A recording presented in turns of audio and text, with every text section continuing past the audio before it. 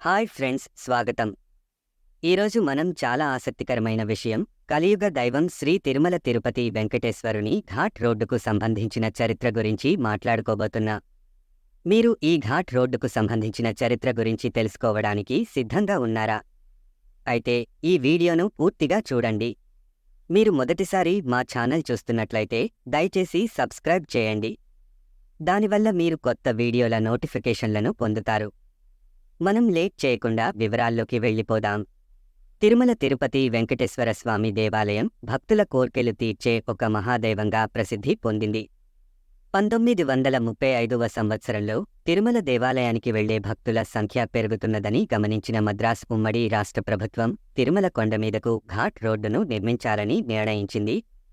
అప్పటి గవర్నర్ ప్రసిద్ధ ఇంజనీర్ మోక్షగుండం విశ్వేశ్వరయ్య గారిని సంప్రదించి 1943వ సంవత్సరంలో ఘాట్ రోడ్డు పనులను ప్రారంభించారు. 19 కిలోమీటర్ల దూరం 36 వంపులతో ఉన్న ఈ రోడ్డు పనులను ఒక సంవత్సరంలోనే పూర్తి చేశారు. ఆ రోజుల్లో ప్రజలు ఎద్దుల బండ్లు, గుర్రపు బండ్లు, కాలినడకతోనే తిరుమలకు చేరేవారు. తరువాత ప్రభుత్వం సన్నసకుల సౌకర్యార్థం 2 బస్సులను ప్రారంభించింది. 1955వ సంవత్సరంలో భక్తుల సంఖ్య పెరగడంతో తిరుమల నుంచి తిరుపతికి రాత్రి బస్సు సౌకర్యం కూడా ఏర్పాటు చేశారు. భక్తుల సంఖ్య మరింత పెరగటంతో రెండవ ఘాట్ రోడ్డు నిర్మించాలని ప్రభుత్వం నిర్ణయించింది. ఈ ఘాట్ రోడ్డు నిర్మాణంతో తిరుమల వెంకటేశ్వర స్వామి దర్శనం మరింత సులభం అయింది మరియు భక్తులు సులువుగా స్వామి దర్శనం చేసుకునే సదుపాయం కలిగారు. మోక్షగుండం విశ్వేశ్వరయ్య గారు నిర్మించిన పాత ఘాట్ రోడ్డు ఇప్పుడు తిరుమల నుంచి తిరుపతికి ప్రయాణానికి ఉపయోగిస్తున్నారు. 1973లో నిర్మించిన రెండవ ఘాట్ రోడ్డు తిరుపతి నుండి తిరుమలకి చేరుకోవడానికి ఉపయోగిస్తున్నారు. ఈ రెండవ రోడ్డులో కొండ చర్యలు విరిగిపడే ప్రమాదం ఉందని నిపుణులు హెచ్చరిస్తున్నారు. దీనికి ప్రత్యామ్నాయ మార్గాల కోసం తిరుమల తిరుపతి దేవస్థానం అన్నమయ్య మార్గాన్ని పరిశీలిస్తోంది. ఈ మార్గం తాళ్లపాక అన్నమాచార్యులు వైఎస్సార్ కడప జిల్లా రాజంపేట సమీపంలోని తాళ్లపాక నుండి తిరుమలకు వెళ్లినట్టు పురాతన చరిత్ర తెలుపుతుంది.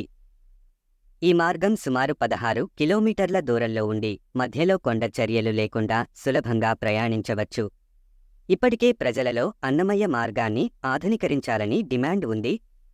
కానీ ఈ మార్గం రిజర్వ్ ఫారెస్ట్ ప్రాంతంలో ఉన్నందున వృక్ష సంపద మరియు జంతువులను రక్షించేందుకు కఠినమైన నిబంధనలు ఉన్నాయి. ఈ మార్గాన్ని ఆధునీకరించాలంటే అనేక ప్రభుత్వ అనుమతులు అవసరం. ఈ ప్రక్రియలో అనేక అవరోధాలు ఎదురయ్యే అవకాశం ఉంది. అందువల్ల అన్నమయ్య మార్గాన్ని పూర్తిగా పునరుద్ధరించడం సాధ్యమవుతుందా అనే ప్రశ్న ఉత్పన్నమవుతోంది. ప్రస్తుతం తిరుమల తిరుపతి దేవస్థానం కొత్త రోడ్డు నిర్మాణం గురించి పరిశీలనలో ఉంది.